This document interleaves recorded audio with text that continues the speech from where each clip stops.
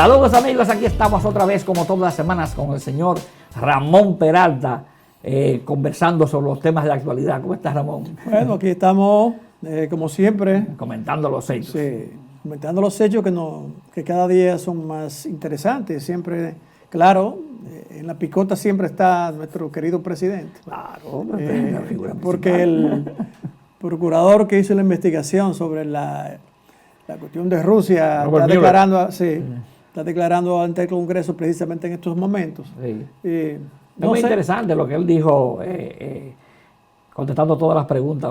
Que hubieron dos o tres legisladores republicanos que quisieron curarlo en salud, curar a Donald Trump en salud, pero no le fue bien. Dice Mueller que si pregunta a un legislador que si hubo y que si acá ellos vieron que hubo intención de los rusos de favorecer un candidato. Y dicen que sí la hubo, porque ellos pensaron que Donald Trump iba a ser bueno, les iba a convenir. Y sobre el asunto de la obstrucción de justicia, dijo bien claro, sí, que él en ningún momento ha exonerado a Trump de haber obstruido la justicia. Porque tú sabes que Trump se ha llenado la boca diciendo aquí en el rápido cuando vino fue lo que dijo, no collusion, no obstruction. Sí, señor. Sí, pero no hubo collusion, pero sí hubo obstruction. Sí, pero una cosa que él añadió, que él dice que él no podía someter a Trump por obstrucción de justicia. Porque de que un presidente en ejercicio de sus funciones no puede ser sometido a la justicia por un caso criminal. Sí. Pero es una cosa un poco rara, porque ¿cómo es posible que el principal... o sea que el presidente puede matar a alguien, no tiene problema. No, claro, siempre pasa. No, lo que pasa es, yo supongo que lo que contempla la Constitución es que cuando un presidente comete un crimen, un delito, el presidente debe ser destituido por el Congreso y luego sometido a la justicia. Seguro, sí. Entonces...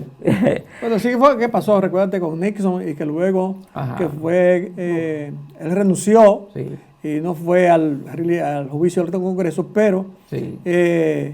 automáticamente iba a ser condenado, porque y por eso fue que Gerald Ford lo indultó. Sí. Pero vamos a ver cómo tenemos va a salir otro Donald Trump, tenemos noticias interesantes, tenemos otro Donald Trump en Inglaterra. Ganó un loco, un candidato. Todo espeluñado. El hombre parece como que lo sacaron de un manicomio. Porque parece que vive un gallinero y la gallina lo escarban toda la noche. No, que parece que es una fotocopia de Donald Trump, porque tanto física como en sus ideas, es igual que Donald Trump. El tipo fue el que hizo la campaña contra el Brexit, por el Brexit. O sea, Brexit quiere decir, para los amigos televidentes que no sabían, Brexit quiere decir los británicos fuera de la Unión Europea. Entonces, Brexit, o sea, británicos salen. Entonces, para mí uno de los logros más grandes que en la historia había conseguido los europeos era unir a toda Europa. Sí. Entonces, incluso, eso fue tan exitoso que el euro, la moneda europea, estaba compitiendo con el dólar. Incluso en el país de nosotros, en República Dominicana, las veces que yo había ido, la gente estaba comprando más euros que dólar. No, porque y todavía en toda Europa el euro es que funciona, porque en realidad ellos han pasado ya más de un año con la cuestión de la transición y no encuentran cómo hacerla, porque hicieron eso, pero tú sabes, las pérdidas económicas, por eso ha habido incluso amenazas tuvo que renunciar a la primer ministro. Sí, pero hubo amenazas de recesión, porque el lado que se llama en inglés Hegel, ellos dijeron que iban a independizarse porque esa área votó totalmente en contra del Brexit. Pero esas son las consecuencias de elegir gente sin juicio, de gente enfermos, nacionalistas, como este señor, el Boris Johnson, y el que tenemos aquí. Mira las consecuencias, o sea, la economía de Inglaterra se vaya a pique. Yo no veo cómo ellos van a poder independizarse de la Unión Europea. Eso está bien difícil. Eso en eso que ha pasado más de un año. Porque ellos no encuentran la manera cómo reconciliar el hecho de la separación y el asunto económico. ¿Por qué? Porque la Comunidad Europea creo que es la segunda economía o tercera economía mundial.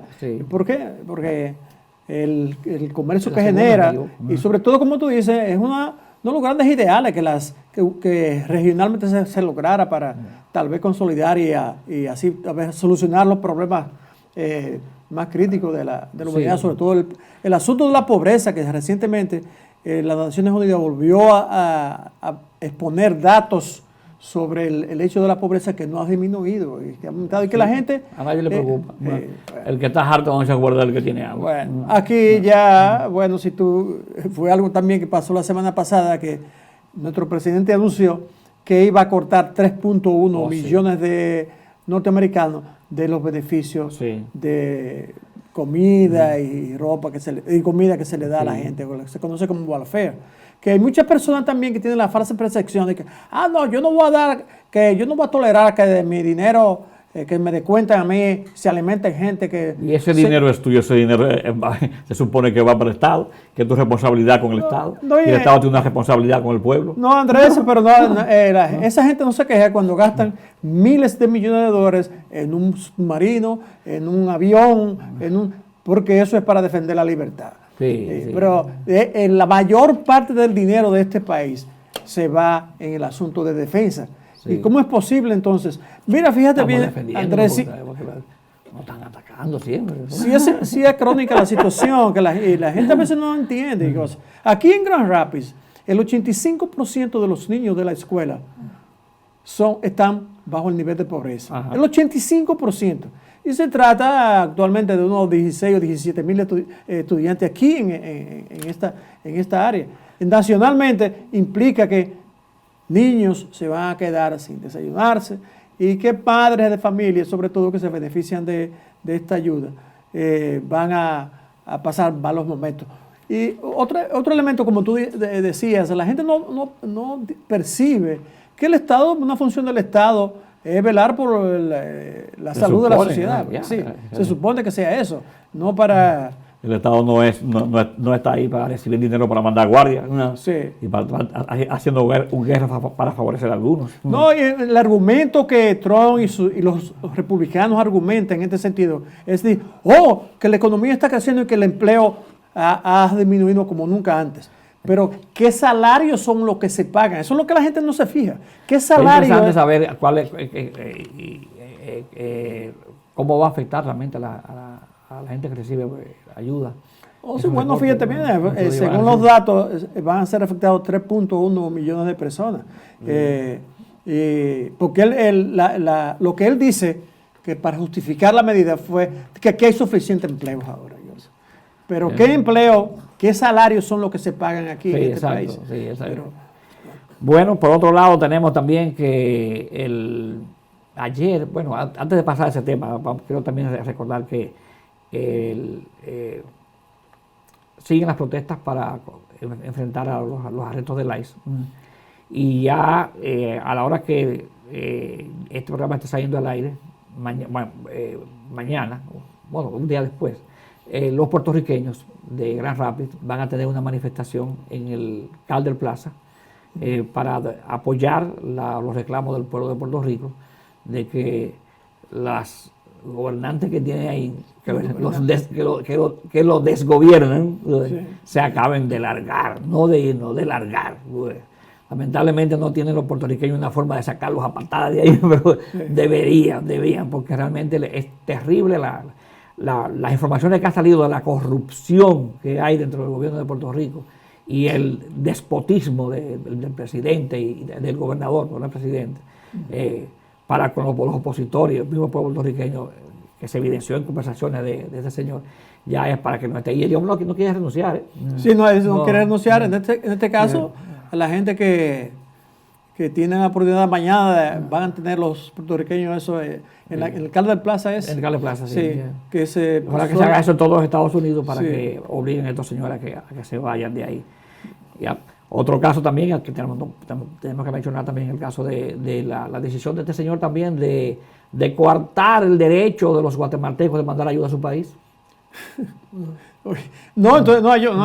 Ellos quieren que no vengan inmigrantes para acá. Pero señor, ¿cómo usted va a evitar eso cuando usted está estrangulando las economías de Centroamérica? Sí. Así también una organización también que iba a disminuir o a quitar las ayudas que se le dan a los gobiernos de Centroamérica para desviarla. Para desviarla para Venezuela. ¿Para Venezuela? Sí. ¿A Venezuela a quién? ¿A Guaidó y su gente? Sí, bueno. En realidad son políticas contradictorias a lo que él está diciendo, porque él está diciendo que quiere evitar los inmigrantes que vienen desde Centroamérica. Señor, la única manera es mejorando las economías de esos países, porque precisamente la gente no está huyendo, no está viniendo para acá a buscar, ir a Disney World. Donald Trump lo que tiene es un cacahuate en la cabeza y los seguidores de él tienen maní seco. Bueno.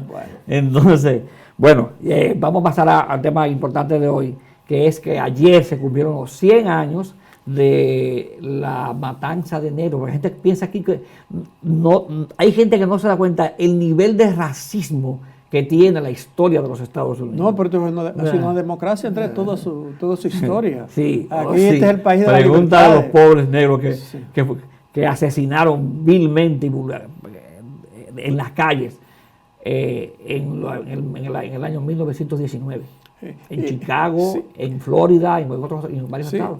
Sí, desde el principio del siglo pasado hasta después, vamos a decir hasta el 65, porque eso fue en el 65 ya cuando se proclamó, el presidente Johnson firmó los derechos civiles. Sí. Pero hasta ese momento, señores, en este país, simplemente para un afroamericano, vamos a decir más específicamente un negro, le veía a una mujer blanca, de verla, ya eso era motivo para que el tipo fuera acusado y enviado a la horca. La violó. Así mismo. Vamos a abordar el tema de ahora, después de estos comerciales, para que esperemos que nuestros televidentes se queden ahí, para que conozcan una parte de la historia de la cual en Estados Unidos no se habla para nada. Volvemos en un momento.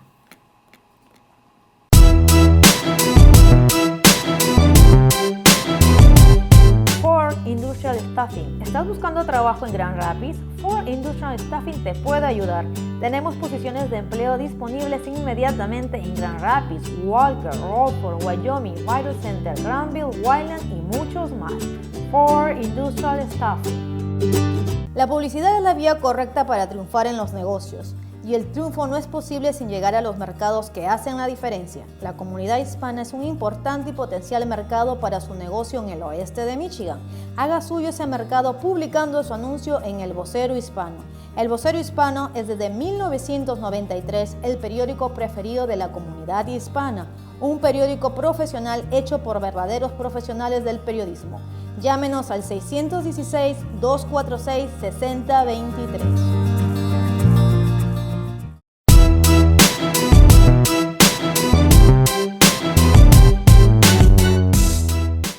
Continuamos comentando los hechos. Peralta, háblanos de qué pasó en 1919 en Estados Unidos. Bueno, fíjate bien, como te dije hace un momento, la gente, claro, el norteamericano común y también nuestros compatriotas latinos, no se dan cuenta cuando están en este país de que la historia de este país ha sido una historia oscura. Sí. Sobre todo lo concerniente a los derechos humanos. Sí. Sobre todo lo que primero fueron los indígenas. Sí, los indígenas. Porque los aquí negros, después los chinos. Sí, porque eso es otra ahora cosa. Nosotros. Que aquí no se cuenta cuántos nativos fueron aquí, señores. Solamente el gobierno de Andrew Jackson, donde estaba la expansión hacia el oeste. Ajá. Se asesinaron más de 300.000 indígenas. Despojados de su vivienda, asesinados, despojados de su Pero fíjate de qué pasó. Después de la Primera Guerra Mundial, recuérdate que una de las cosas positivas que tuvo el gobierno americano, un poco positiva, fue permitir que los negros ingresaran a las Fuerzas Armadas. Y fue es que lo necesitaban. Sí, bueno, claro. Pero lo que te quiero decir... sí, pero eso fue una abertura de que el negro pudiera ingresar en la Fuerza Armada, porque era una manera... De manera separada, pero todavía en la Segunda Guerra Mundial, los pelotones militares donde estaban los negros, era separado. Incluso hubo un grupo de pilotos negros, jóvenes negros que querían ser pilotos. Y entonces hasta que lograron graduarse y fueron pilotos. Pero formaron un escuadrón negro, precisamente. Tokichi, algo así que se llama. Pero lo que te quiero decir es que ¿qué pasó? Cuando esa gente retorna después de la Primera Guerra Mundial, que resulta, muchos de esos tipos se promovieron un poco comenzaron a ser muchachos asediados en las ciudades y echados porque los blancos no permitían que el negro ascendiera ni siquiera en mínimas cosas. Entonces se produjeron cosas atroces. Hubo una ciudad... las fotos de la cantidad de la masacre, mira, quemaban vivos a los afroamericanos, mira. Están ellos posando con Pero lo más grande de eso, Andrés, es que esos crímenes ocurrían. Pero no crees tú que la policía se movilizaba ni la... hubo un caso o sea, en las playas tiraban una cuerda, los negros se bañaban de un lado y los blancos del otro. Y hubo un negro que por alguna razón se pasó para el lado de los blancos, lo agarraron, lo golpearon y lo ahogaron. Cuando llegó la policía, llamaron a la policía, cuando llegó la policía no arrestó a ningún blanco, arrestó a los negros. Sí, pero en ese caso también, mira, en una ciudad llamada Rosewood, en Florida, prácticamente la eliminaron. La gente que se salvaron fueron gracias a la benevolencia de un propietario o de un tipo que manejaba un tren y que de noche recogía a esa gente para sacarla de esos lugares. Y según dice que en la historia, ese caso de Rosewood no se investigó hasta recientemente. Y claro, en el área de San Luis, Arkansas, en esas áreas fueron cientos. Se dice que... Ahí vamos a ver en ese video también el Ku Klux Klan. Como también, que fue protagonista de todas esas acciones. Las divisiones entre negros y blancos. Claro. Y otra cosa que en ese periodo, un periodo de unos 2 años, cerca de 1.122 negros fueron asesinados. Pero no solamente la gente piensa, no asesinados, sino masacrados, señores, quemados vivos, como vimos ahí en la imagen, y gente siendo acosada. Y eso fue lo que provocó también en ese instante un flujo del sur hacia el norte también. Es decir, de la área del sur hacia el norte, que aunque se dice que había un poco más de libertad, pero tampoco eso no quiere decir que no había discriminación y que el negro era totalmente... Esa parte de la historia que se conoce con el nombre de Red Summer, verano rojo, porque ocurrió en el verano de 1919. Son de las cosas que la historia de Estados Unidos que no cuentan, que los libros de historia no mencionan. Claro, recientemente, Andrés. Por eso que el libro de Howard Zinn, el de historia, realmente relata una cantidad de hechos como ese que no están en otros libros de historia de los Estados Unidos. Hay muchos digamos, los 90 hasta acá, se han publicado muchas obras interesantes sobre ese pasado que se mantuvo oscuro y oculto. Recientemente, Andrés, incluso a raíz de la toma de posesión del señor presidente que tenemos ahora, un grupo de legisladores republicanos se opuso de que ese tipo de cosas se pusieran en los textos. Y que porque eso era crear y quemar imágenes. Señores, esa es la historia del país que tú no la puedes ocultar. Los niños no pueden ver eso. Porque eso es traer la mala imagen del pasado. Señores, entonces, en otras palabras, es lo que está diciendo, hay que esconder los crímenes que cometimos para que no nos acusen de esos crímenes, para que no nos vean como culpables, como lo que somos. En ese sentido, desde los 60 hacia acá, Andrés, en este caso del análisis de la historia ha cambiado mucho, precisamente porque se pasó de una historia melodramática de los héroes a la historia real, es decir, a la historia de qué eran las sociedades, cómo eran. Y eso pasa en América Latina. Te contaba antes de comenzar que hay una serie que tiene Netflix, que es sobre Simón Bolívar. Yo estaba viendo la serie, pero lo interesante es que cuando llega a la parte donde Bolívar está derrotado, está en Jamaica, no tiene un centavo ni siquiera para pagar la comida, que tiene que sacar los botones al traje para pagarle para pagar la comida, porque los botones eran de plata. Entonces, la historia real es que fue el presidente haitiano, Petión, quien le mandó una carta a Bolívar, le dijo que fuera ya, que le iba a dar ayuda para que siguiera en su campaña. Bolívar fue a Haití. Petión incluso le dio las mejores instrucciones para la guerra. Dijo, tú tienes que liberar a los esclavos. Tu fracaso anterior fue precisamente porque no le dabas nada a los esclavos y los esclavos apoyaron a los españoles.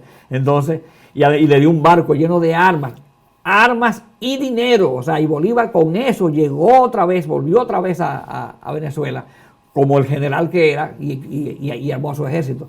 En esa serie, lo puede solamente que llegue a Haití y que recibe una carta y le dice él a un inglés, voy para Haití porque tengo un amigo comerciante allá que me va a ayudar. Sí. Y de ahí en adelante no se menciona nada porque no quiere mencionar a Haití. Sí, sí. ¿Y sabe por qué? Porque ese racismo viene precisamente de la época de la independencia del 1804, 1813, cuando los mantuanos, que eran los que mantenían que eran los esclavistas, no aceptaban por nada que un negro tuviera los mismos derechos. Entonces, y todavía en América Latina sigue ese racismo contra los negros. Lamentablemente en el país de nosotros sigue ese mismo racismo contra Haití. Sí. Y en otros países de América Latina contra los indígenas. Pero sobre todo aquí en la sociedad americana, que esto siempre se ha querido meter por debajo de la puerta, como que eso no tuvo trascendencia aquí. Señores, esta nación, señores, los padres de la patria de este país eran dueños de esclavos. Sí, Jefferson tenía esclavos, Washington tenía esclavos, Benjamin Franklin. Era una democracia entre comillas. Porque realmente la cosa, cuando una vez Estados Unidos se convirtió en los Estados Unidos en un país independiente, se hablaba de derechos, de igualdad, pero igualdad entre los blancos. Igualdad también entre la gente que tenía dinero, porque para tú tener derecho a votar tenías que tener una cantidad de propiedades. Yes. Si tú no tenías esa propiedad, tú no podías votar. Es lo mismo que en Roma. La gente piensa que en la época del Imperio Romano existía una democracia porque existía un Senado, pese a que había un emperador, y el Senado determinaba y votaba las leyes. Y el ciudadano romano tenía derechos, pero el ciudadano romano, el que no era ciudadano romano, era esclavo o no valía nada. Aquí tanto el negro como la mujer, Andrés, fue totalmente discriminada. Y llegó un momento que el negro aquí valía una cuarta parte de un voto de lo que era. Y que luego tuvo que ser pasada en enmiendas, como la 14 y la 13 enmiendas. Sí. Y aún esas enmiendas pasadas, el negro siguió siendo discriminado y totalmente marginado en esta sociedad. Entonces, por eso hay mucha gente que ve hoy la comunidad negra y no sabe que, señores, la historia no es algo que cae del cielo. Y esto es algo que lo estamos hablando porque tenemos precisamente un presidente en la Casa Blanca que está reactivando la segregación racial. Sí, el racismo. El racismo lo está reactivando y los racistas que se mantenían callados porque no podían manifestarlo, ahora se están sintiendo libres de hacerlo. Y fíjate bien lo que hizo con esas 4 representantes. Sí. Gente elegida, oye, porque no somos tú y yo, que podrían decir lo que les dé la gana. Gente elegida, y si son elegidas, es porque tienen los derechos, porque aquí no se elige, yo no puedo postularme para presidente de este país porque no cualifico. Sí. Y si usted cualifica y es elegido, usted es porque tú tienes mérito. El hecho de descalificarla porque vienen de otro país, porque son de otro origen étnico, eso es racismo rampante y público. Pero de las cuatro legisladoras, una solo fue inmigrante en términos de... Sí, que llegó a la edad de 12 años. De 12 años, pero las otras nacieron aquí. Sí, son ciudadanas. Incluso vi un artículo interesante refiriéndose a Ocasio Cortés, que dice, aun cuando decimos que sus padres venían de fuera, de Puerto Rico, tú automáticamente todavía eres ciudadano americano. Porque 53 todos los puertorriqueños son ciudadanos americanos. Porque Puerto Rico es un territorio norteamericano, Estados Unidos. Bueno, pero... De todo veréis en la Villa del Señor. Señores, ya no tenemos tiempo para más. Seguiremos conversando sobre este y otros temas en nuestra próxima edición de Comentando los Hechos con Ramón Peralta y un servidor.